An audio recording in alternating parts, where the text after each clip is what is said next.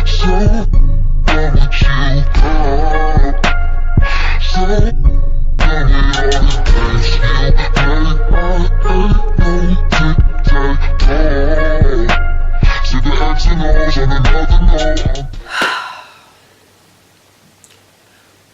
up, YouTube fam? My name is Brianna Banks and I am back with another video. This video is going to be pretty different from all of my other videos. I know that you're so used to me coming on here full of energy, but look, this video is going to be a little different. As you can see, I'm coming to you more grim, more serious, more grave, and just more to set the tone for you, because today is going to be a story about the time where I was almost.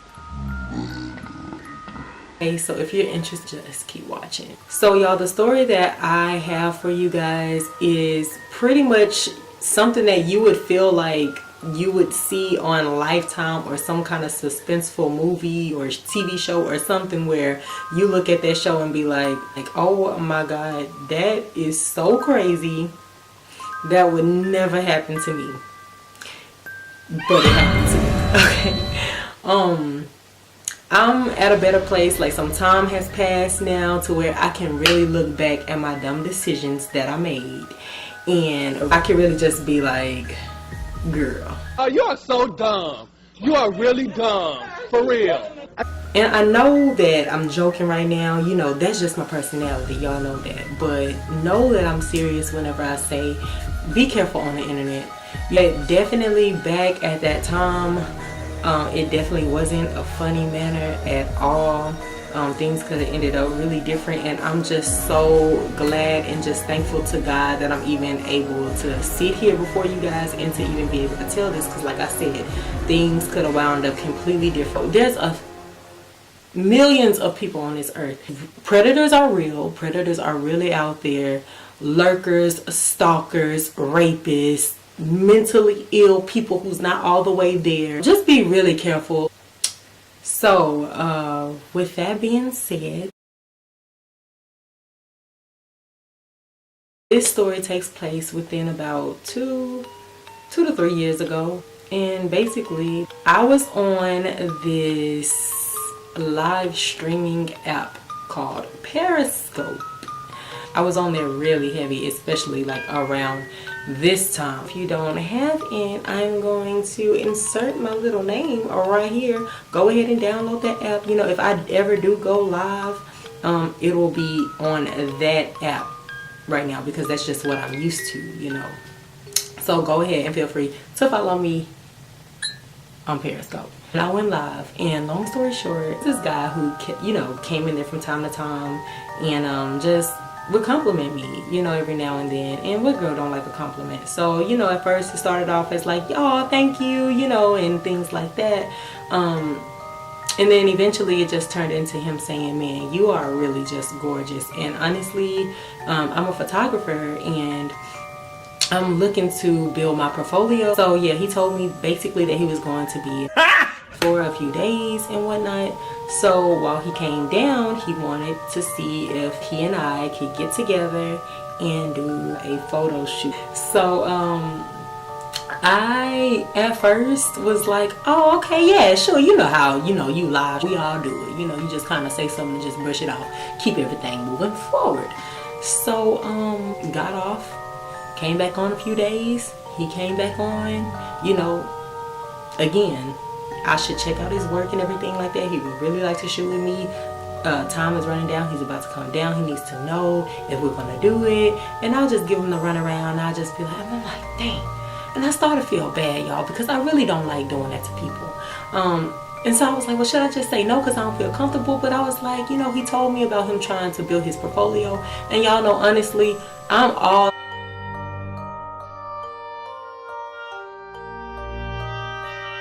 I'm a strong, firm believer in that. Like, we do need to support each other, and just people who's trying to get out on their own, period. Like, I love stuff like that, you know. So how could I say that and then just be like, no, you know what I mean? But then I felt bad whenever I would say yeah, and I'm like, girl, you know, you probably lying to him though. So what now? So it led me to kind of like start just ignoring him, and I was like, oh my god, that's really just like not nice. So you know, he told me this last time that I went live that he sent over some pictures and everything like that. So I, you know, go to my Snapchat, I see his work, you know, he sent me a few pictures and everything. I checked it out. Talented, beyond a shadow of a doubt, not taking that away from him. Good. So in my mind, I'm like, oh, okay, you legit. And y'all know what I mean whenever I say you legit. You know what I mean? Like, I felt a little bit more calm after seeing his pictures. Like, oh, okay, you really do this for a living. Like, you have a whole Instagram page strictly for your photography. So I feel like this is more business-like, so I can take it more serious. You know, I can respect that. The next time that I went live, sure enough, he came in there, and I had told him, I took out the time, I was just like, hey, I checked out your work.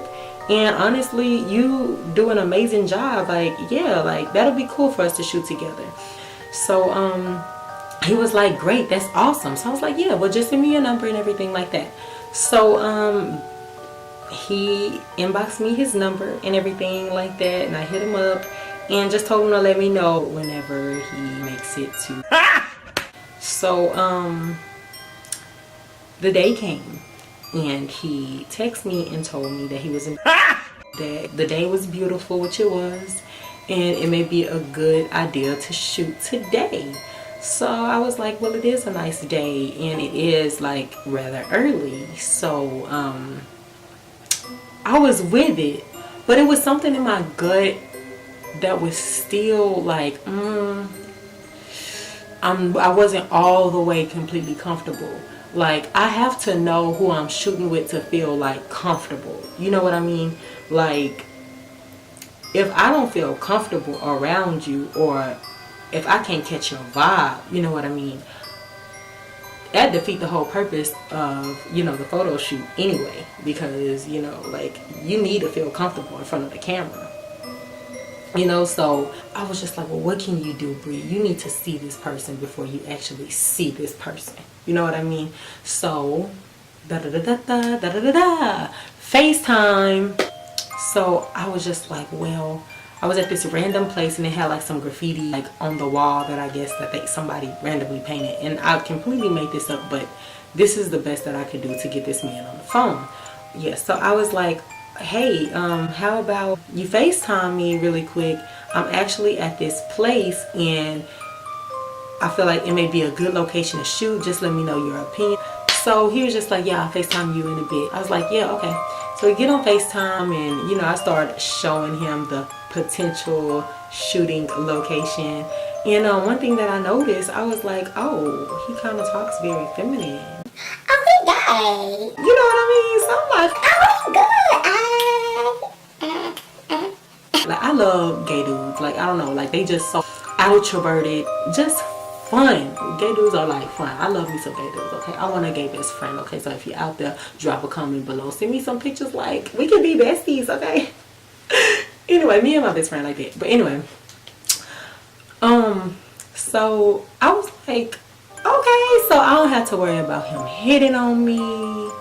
You know, I don't have to worry about just this awkwardness, or like, I can really just shoot and feel comfortable with you. Like, you know, like instantly it was just like, oh, okay, yeah, you good. You know what I mean?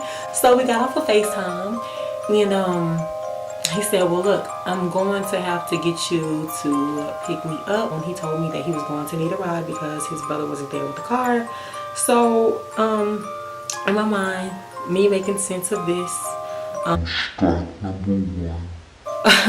I justified this because I was like, well, it may be better for me to pick him up anyway. We'll just be together and pick these locations together. It may just make more sense anyway.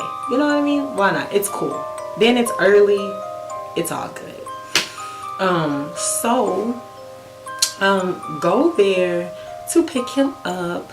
And when he got in the car, the vibe was nice. It was cool. It was really cool. Like, I was just like, oh, now I can really relate. Like, yes.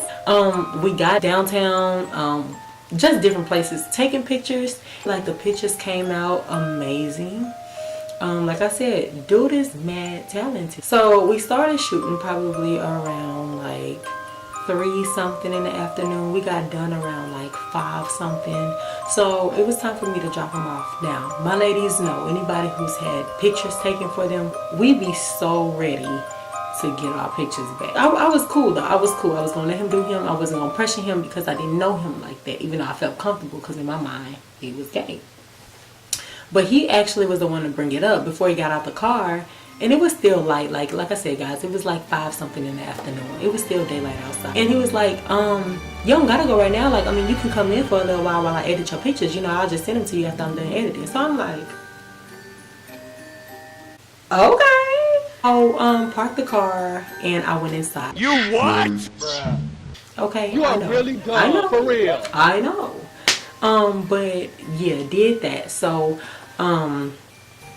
I go inside, we chopping it up and everything like that. He editing the pictures and he's sending them to me and I'm getting all my life. I'm like, yes, we still talking. I'm getting all my pictures. Cool, you know what I mean? You ain't hearing nothing from me. So it got around that time. It was starting to get a little dark. So yeah, so I was about to get ready to go because the sun was going down and I was getting hungry, baby. And him with following me on social media for so long, he knew that I loved some sushi. He just so happened to have had some. Okay, so when I was getting ready to leave and you know he was asking me why, so I was like, I'm hungry plus it's getting kind of dark. He was like, oh well, you know the dark ain't, you know that ain't the thing, but I got some sushi up in there if you want it. Now you know. What? Strike number 3. I shouldn't have said yes, but look, the 600-pound lady in me was just like, Okay. I love me some sushi, y'all. And mind you, like I feel like I kind of like created some kind of like positive rapport with him to where I honestly just felt comfortable, but I should have known better. But it was cool, so I was just like, okay, yeah, cool. So I'm chilling, waiting on the sushi to come back. So he comes back with the sushi and everything, and I'm eating, y'all. I'm going in. Y'all, this is the part where I start getting chills because instantly, like after I was done, about 5 minutes, if that later, I felt extremely, extremely nauseous, extremely sick. I was sweating profusely. I was clammy. I just felt very nauseated and I just did not feel good. And I don't know what end it's gonna come out of, but I need to get home. So I tried to get up to just go ahead and go home to do whatever I had to do. I could not get up, y'all. I literally was stuck. I was in so much pain, like my stomach and everything was in so much pain. I could not even stand up to walk, y'all. I remember like holding my stomach tight, sweating and just feeling so sick. He says to me, It may have been the sushi that you ate. and I looked up at him and y'all, honestly, like I don't even know if I can explain this the way that I felt, but I'm going to try to do it the best way I can.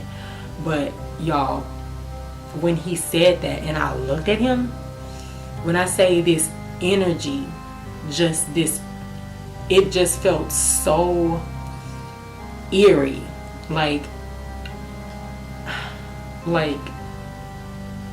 his face was just so, almost as if he was waiting for something to happen. When I looked at him, I felt so eerie, y'all. I looked at him and he was a completely different person. Like a completely different person. I'm not lying. It's like almost a whole nother persona. Like a whole nother person, literally. His energy, his facial expression, everything changed at that moment. And honestly, y'all, there's no feeling like I made a mistake and there is no help and there is no going back. And feeling all this negative energy and not knowing what's going to happen, but like literally it's too late because what's done is literally done. So you're just waiting on whatever to happen. There's no feeling like that, y'all. It's unexplainable. It's unexplainable. like I get chills still talking about it. I'm going to like try to like legit, because I still don't know if my words are even like clicking to y'all. I'm just going to like try to like insert a picture. I'm just going to find this random picture on Google that I feel like can express this expression that I'm talking about, if my words are just not putting it into perspective for you guys.